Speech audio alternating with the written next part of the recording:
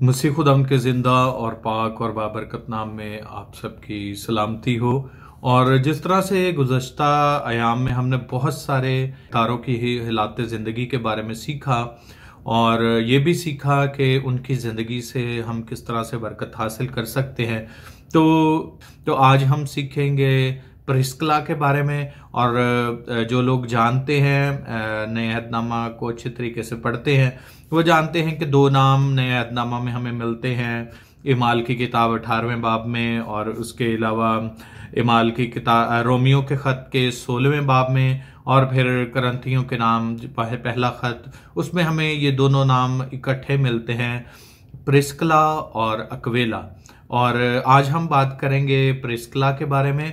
और यहूदियों में मुख्तलिफ जिस तरह से कहावतें मशहूर हैं, और एक यहूदियों में ये कहावत बड़ी मशहूर है कि जो अपने बेटे को हुनर नहीं सिखाता वो उसको चोर बनाता है। और लिहाजा हर यहूदी, ख्वाह वो अमीर हो चाहे वो गरीब हो, वो अपने बच्चे को जो है वो ज़रूर कोई ना कोई हुनर ज़रूर सिखाता है। जिस तरह से हम देख सकते हैं कि मुक़द्दस पालूस रसूल के पास भी हुनर था कि वो खैमादोज़ी का काम जानते थे। और खुदावंद यीशु मसीह के दुनियावी बाप यूसुफ ने भी, जो कि बढ़ाई का काम करते थे, खुदावंद यीशु मसीह को ये हुनर सिखाया। और उसके अलावा हम देख सकते हैं कि प्रिस्किला और अक्विला भी खैमादोज़ी का काम करते थे। और मुक़द्दस पतरस और कुछ और रसूल जो कि माहीगिरी का काम करते थे। आज हम बात करते हैं प्रिस्किला के बारे में। और इनके नाम का मतलब है पुराना, यानी कि कदीम। और इनके शोहर के बारे में हमें पता चलता है कि उनका नाम अक्विला था और ये दोनों खैमादोज़ी का काम करते थे। और बाइबल मुक़द्दस में इनका जिक्र हमें 7 बार मिलता है। और इनकी रिहाइश के बारे में हमें पता चलता है कि ये रोमा, करंथस और इफसस में रहते थे। और बाइबल मुक़द्दस में इनकी सिफ्त ये है कि ये इंजील की खुशखबरी सुनाने में मददगार साबित होते हैं, मुफीद साबित होते हैं। तो ये इनकी बाइबल मुक़द्दस में हमें सिफ्त मिलती है। इंजील मुक़द्दस में प्रिस्किला का नाम हमेशा अपने शोहर के नाम से पहले आता है। तो ये ख़ानदान रोमा में बड़ी अच्छी ज़िंदगी बसर कर रहा था। और 50वीं ईस्वी में जो शहनशाह क्लोदेस था, उसने तमाम यहूदियों को शहर बदर कर दिया, जबकि प्रिस्किला और अक्विला ने रोमा को खैराबाद कहा और वो करंथस में आ गए। यूँ जब मुक़द्दस पालूस रसूल वहाँ आए तो ये तीनों अपने काम के साथ साथ खिदमत के काम में भी मसरूफ़ हो गए। तो पालूस रसूल करंथस में तकरीबन 18 महीने रहे और एक कलीसिया उन्होंने बड़ी मजबूत वहाँ पर कायम की। और हम देख सकते हैं कि बाद में उन्होंने उस कलीसिया को खैराबाद कहा। और प्रिस्किला और जो अक्विला है उसके साथ साथ जो है वो इफसस को चले गए और पालूस ने उनको वहाँ पर छोड़ा और ख़ुद कैसरिया जाने को कमर बांधी। और फिर हम ये देख सकते हैं कि प्रिस्किला और अक्विला जो हैं वो अपने घर में ही कलीसिया कायम करते हैं। और फिर यूं खुदावंद का कलाम जो है वो इफसस में फैलता है और घर में इन्होंने चर्च बनाया और वहाँ पर खुदा की खिदमत करते थे। और इस तरह से खुदावंद की खिदमत के काम को आगे फैलाने में इन्होंने जो है वो मदद की। और शहनशाह क्लोदेस के मर जाने के बाद हम देख सकते हैं कि प्रिस्किला और अक्विला जो है वो रोमा चले गए और एक मर्तबा फिर उनका घर जो है वो इबादत का घर बन गया और उनके घर जो है वो इबादत गाह के तौर पर इस्तेमाल होना शुरू हो गया। और रोमा में क़याम के दौरान हम देख सकते हैं कि शहनशाह नीरो की तरफ से मसीहियों पर जो ज़ार रसानी हुई, जिसके बायस ये जोड़ा फिर इफसस को लौट गया। तो इन्होंने बहुत सारी ज़ार रसानियाँ जो हैं वो देखी हैं। और जब मसीही सताए गए, जब मसीही कौम को तंग किया गया, ये भी उन लोगों में शरीक थे जब इन्होंने भी ज़ार रसानियाँ बर्दाश्त की। तो पालूस रसूल के लिए ये जोड़ा जो है वो बड़ा अहम था। एक तो ये था कि ये उसी पेशे से ताल्लुक़ रखने वाला जोड़ा था जिस पेशे से मुक़द्दस पालूस रसूल ताल्लुक़ रखते थे। और फिर पौलुस रसूल अपने ख़त में इनको सलाम भी भेजते हैं। और रवायत है कि प्रिस्किला और अक्विला को जो है वो शहीद कर दिया गया। रवायात में हम इन बातों को देख सकते हैं।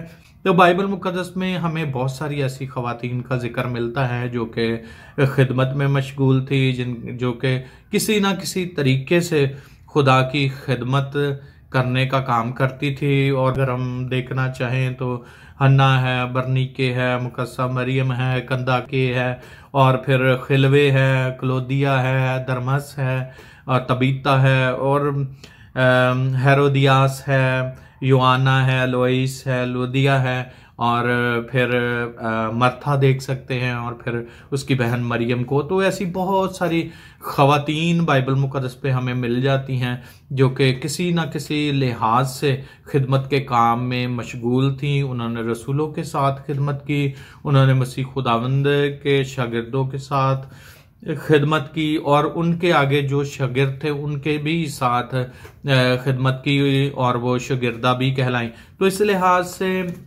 ना सिर्फ मर्दों का जिक्र हमें बाइबल मुक़द्दस में मिलता है कि वो खुदा की खिदमत में मशगूल थे, तो बहुत सारी ख़वातीन भी ऐसी हैं जिन्होंने कुछ ऐसी ख़वातीन जिन्होंने सामने आकर खिदमत की, कुछ ख़वातीन ने डिफरेंट वेज से खुदा की खिदमत की।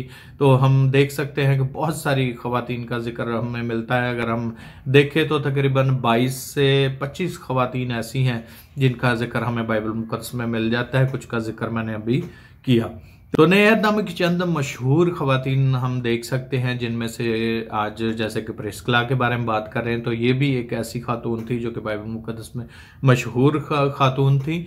और जैसा कि यहूदियों में हम देख सकते हैं कि मर्द का नाम पहले आता है और औरत का नाम बाद में लिया जाता है, लेकिन यहाँ पर हम देख सकते हैं कि जब भी प्रिस्किला का जिक्र किया गया तो पहले प्रिस्किला का जिक्र किया गया, उसके बाद अक्विला का, उसके खावंद का जिक्र किया गया। तो इस लिहाज से हम देख सकते हैं कि शायद वो खिदमत में और मसीह की मोहब्बत के जोश में जो है वो बढ़कर अपने खावंद से ज़्यादा जो है वो बढ़कर थी। मसीह की मोहब्बत इसकी बदौलत जो है जब भी इसका नाम लिया गया तो उसके हस्बैंड से पहले जो है वो प्रिस्किला का नाम लिया गया और फिर अक्विला का नाम लिया गया। और अगर हम देखें तो मुक़द्दस पौलुस रसूल अपने खतूत में जब अपने दोस्तों को सलाम भेजते हैं तो प्रिस्किला और अक्विला का नाम भी लिखते हैं। और अगर हम देखें तो रोमियो का खत उसका 16वां बाब और उसकी 3री आयत से लेकर 5वीं आयत तक,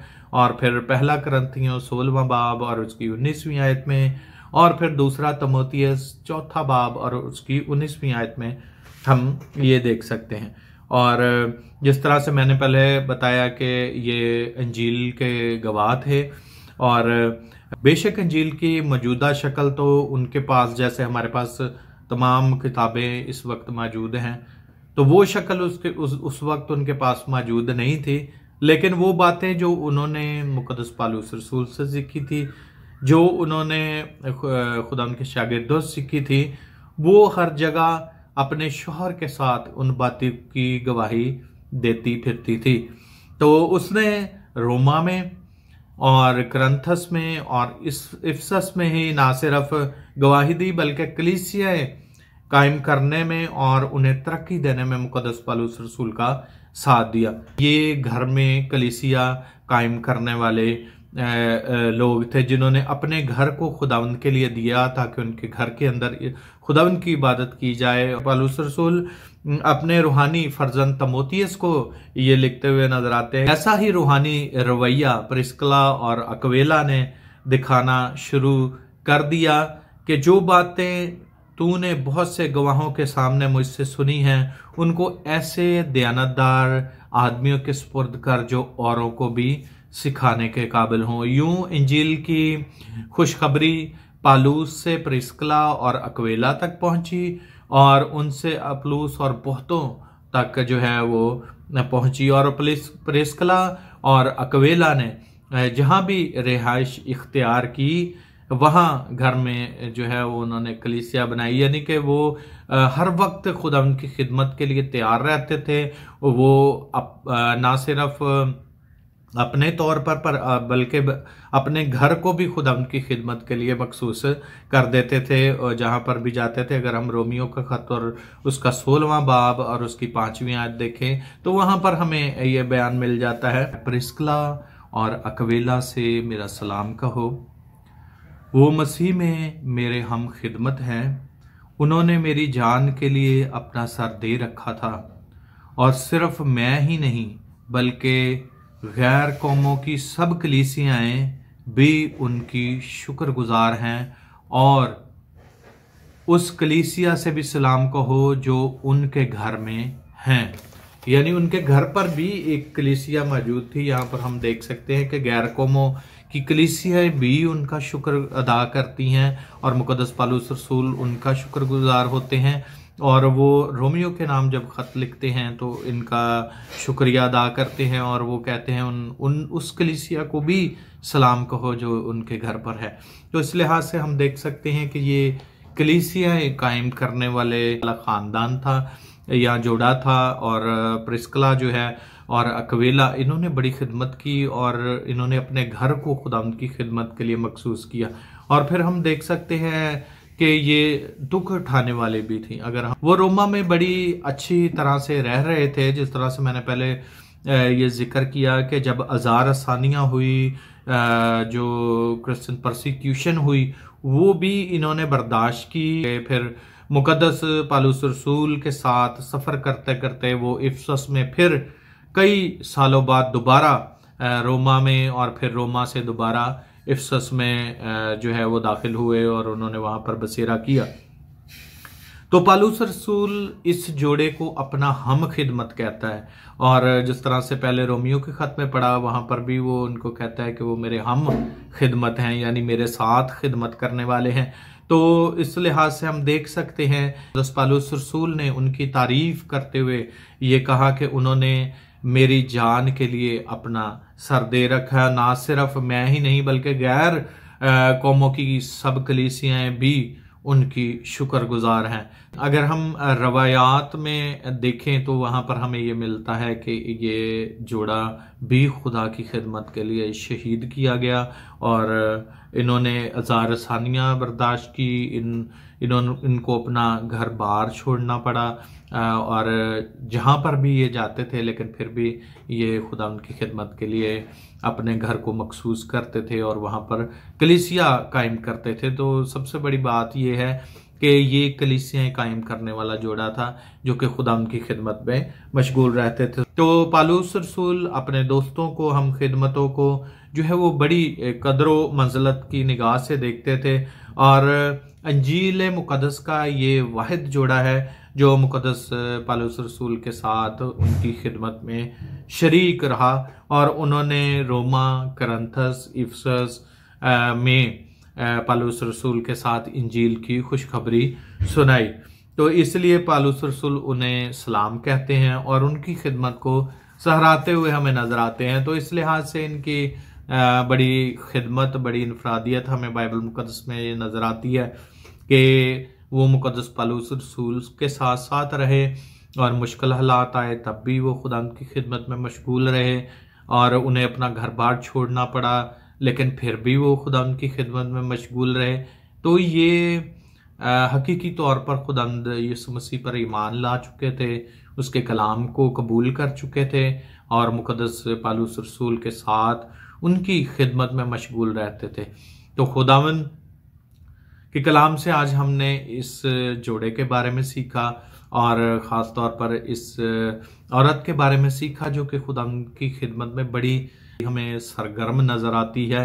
और बेशक खुदा ना सिर्फ कलीसियाओं के लोगों को चुनता है बल्कि उन्हें इस्तेमाल भी करता है, और ना सिर्फ खुदावंद मर्दों को इस्तेमाल करता है बल्कि ख़वातीन को भी अपने जलाल, इज़्ज़त और गवाही के लिए इस्तेमाल करता है। जिस तरह से हमने प्रिस्किला के बारे में आज सीखा कि वो बड़ी सरगर्म औरत थी, और कलीसिया को बढ़ाने में, कलीसिया को तरक्की देने में, खुदा के नाम को इज्जत और जलाल देने में उन्होंने कोई कसर बाकी ना छोड़ी। और जान देने तक वफादार रहे, और जिस तरह से रवायात में पता चलता है कि वो शहीद किए गए। तो बाइबल मुकद्दस में लिखा है कि जिस तरह से मकाशवा की किताब में हम देखते हैं कि जान देने तक वफादार रहे तो मैं तुझे ज़िंदगी का ताज दूंगा। तो ज़रूर है कि खुदावंद से मोहब्बत रखने वाले, खुदावंद से प्यार करने वाले लोगों के लिए हकीकी ताज मौजूद है, और वो खुदावंद यीशु मसीह के पास है, और उनकी खिदमत